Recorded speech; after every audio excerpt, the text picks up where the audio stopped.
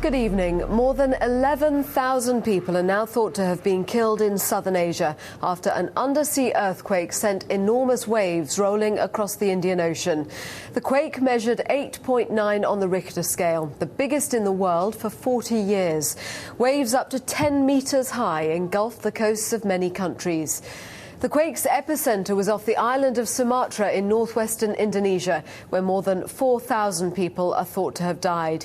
In Sri Lanka, officials say more than 3,000 people have been killed and more than 1 million affected. In southern India, 3,000 people, mostly fishermen, are reported dead. At least 300 have been killed in southern Thailand, including some tourists, and hundreds of people are missing.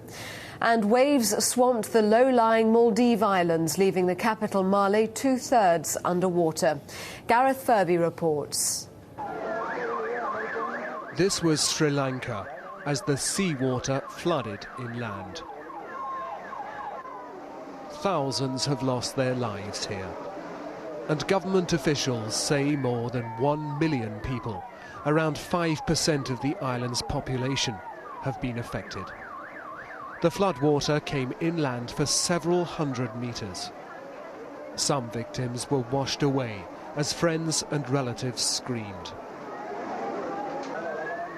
Sri Lanka's Natural Disaster Management Centre says it may be the worst disaster they've experienced. Across 6 countries in southern Asia, the death toll is now rising as the terrible picture of damage emerges. These pictures are from Indonesia, where the president has now declared a national disaster, and state media says more than 4,000 people were killed on the island of Sumatra, in a coastal region closest to the earthquake epicenter. And here is the moment when the ocean starts to spill onto the street. This is amateur video from holidaymakers in Thailand at the resort of Phuket. And captured on the same camera, one of the waves, its power about to be revealed. For many tourists in southern Thailand, this was a paradise. Not anymore. Survivors here evacuated on the island of Phi Phi, well known to many as the perfect setting for the movie The Beach. And from a tourist in the Maldives, this account of her survival. We didn't realize, we just saw a water plane coming up and towards the building and people from outside screaming, and then we saw the water come in the building and very fast.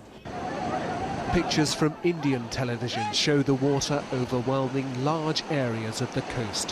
Hundreds of fishermen are among those reported missing. India's Prime Minister says everything possible will be done to help those affected. My heart goes out in sympathy to all those families who have lost their dear ones.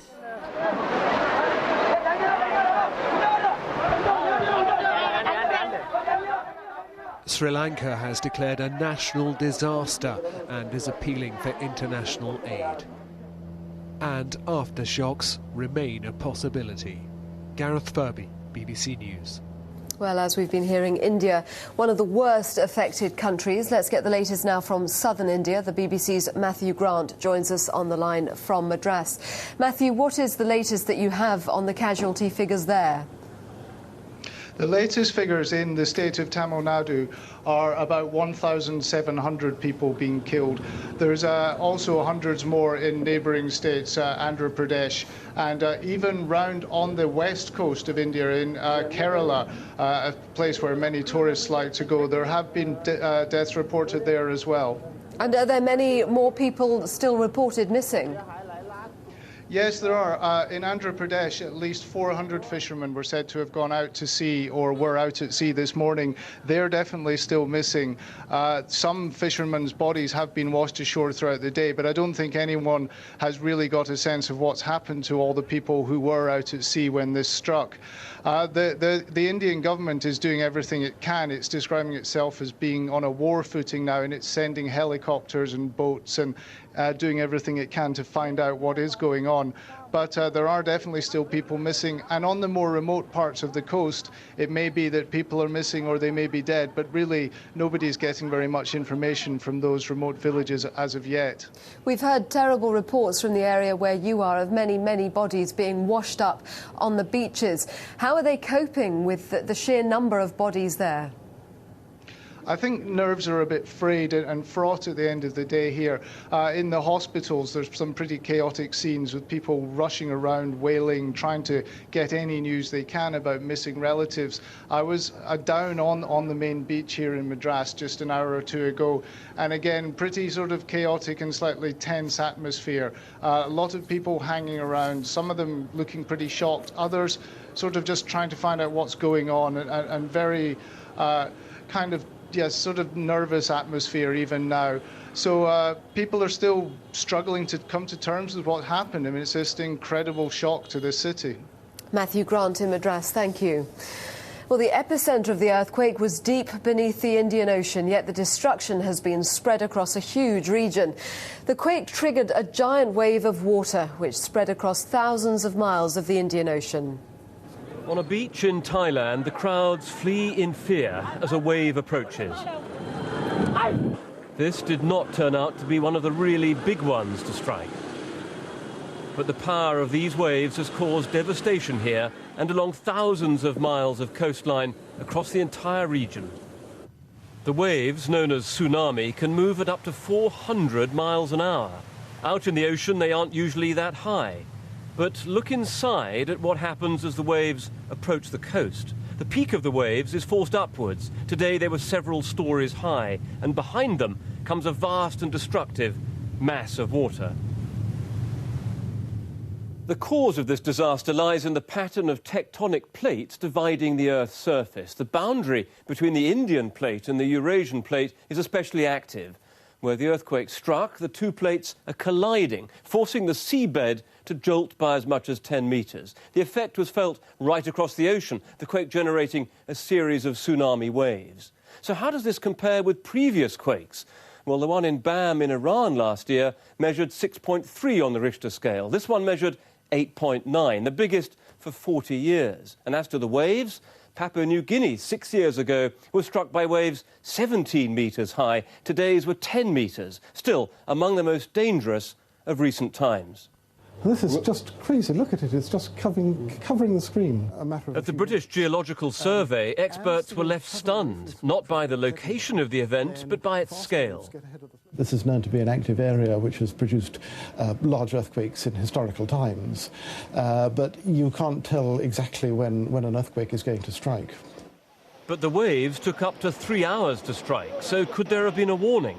There is a system for monitoring tsunamis in the Pacific, but the people beside the Indian Ocean had no chance.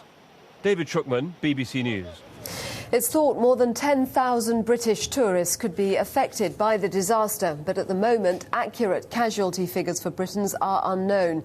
It's the peak holiday season for resorts in the region, and with many hotels destroyed and some airports closed, travel companies are trying to arrange for holidaymakers to be moved to safety. This is what one of Thailand's most popular resorts looks like today. Phuket, especially busy with British holidaymakers at this time of year. Now they are tending the injured. Tourists helping one another while they wait for medical assistance. At least 20 foreign nationals are thought to have died here. There are reports of holidaymakers swept from the beach. We saw this enormous tidal wave approaching the beach, and people started to run, and suddenly it was complete chaos, people running and screaming as the wave hit. This is what brings so many here. This island was the setting for the Hollywood movie The Beach, the stunning scenery a magnet for tourists.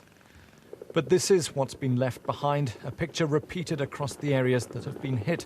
Holiday operators believe there could be more than 10,000 Britons in the region. The tour operators are making contact with them as quickly as they can, trying to find ways of getting them to safety, and eventually, of course, over the next 2 days to fly them home back to the UK. But with communications cut in many places, it's hard to assess just how many foreigners are still missing, especially those not travelling with organised tours. It's actually a much trickier position for the many thousands of British backpackers who are in the area. They kind of have to fend for themselves, and if in an area where sanitation, water, even things like basic food in short supply, that is a very, very tricky position to be in. Tourists with travel plans over the coming days are being told to contact their tour operators. A number of flights to the region from Britain tonight will be going out empty to bring holidaymakers back home. Daniel Bircher, BBC News. Well, let's talk now to our correspondent Chris Hogg, who's been following events in the Thai capital, Bangkok. Chris, summarise for us the impact on Thailand.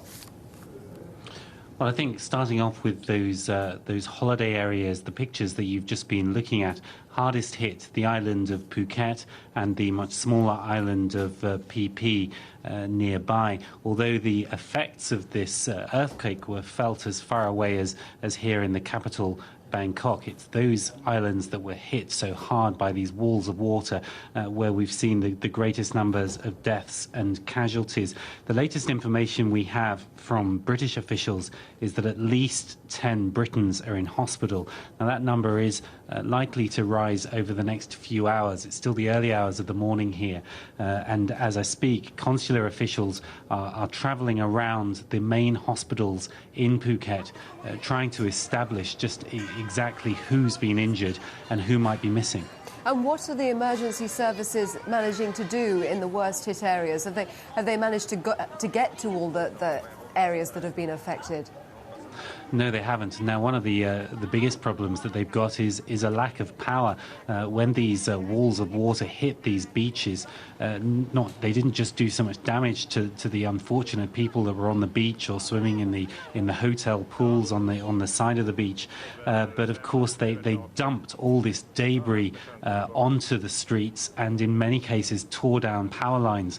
So part of the problem that they've had working through the night has just been establishing power. Then you've got this second issue, which has been touched on a little earlier, of just trying to contact these outlying islands. You have to remember that this area, as well as those big islands that we've been focusing on, there are lots of little settlements, and in the next 2 or 3 hours, as first light comes, one of the priorities for the emergency services, for the Thai Army and Navy forces who've been mobilized to help in this relief effort, will be to try to contact those outlying areas just to try to find out the scale of the devastation there. What stories are you hearing, Chris, from people who actually survived this? It must have been an absolutely terrifying experience. Well, indeed, and I think some of the most remarkable are from people who were on holiday and who were just doing the most normal things, sitting there having breakfast with their children. There was one Swedish tourist who said she was having breakfast on the beach with her husband when one of her 3 children raced over, crying out, being followed by this huge wave. The family followed other foreign tourists who were evacuated to the hills. They stayed there for hours without food. I can tell you it was a very warm day in southern Thailand today. They said locals brought them water. Finally, they returned to the seaside, and then the Thai people came again and shouted, "The waves are coming, the waves are coming," and they had to drop their food and run off into the hills again. It's those kind of stories that give you a real idea of just how horrible for these people that were having these amazing Christmas vacations in these beautiful white sandy beaches, turquoise waters, and they've just had them turned into a nightmare. Chris in Bangkok, thank you. Well, a lot of concern for Britons who have loved ones holidaying or staying in Thailand. Here, the Foreign Secretary Jack Straw has called the disaster a profoundly tragic and worrying experience for everyone involved. He says Britain is doing everything it can to assist. Let's go now to our correspondent Jackie Rowland. She's outside the Foreign Office